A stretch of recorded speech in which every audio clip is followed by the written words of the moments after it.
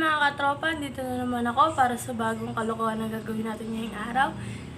At pa-shoutout nga po pala kay Ate Eunice Lingon at saka kay Ate Ara Hernandez.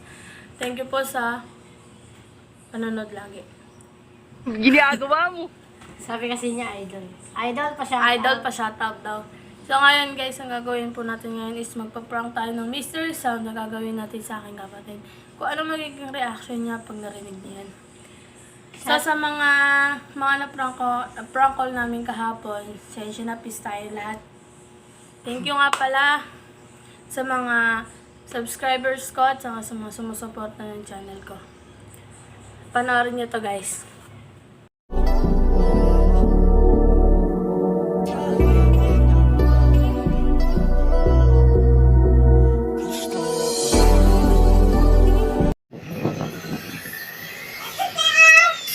Dalawa na.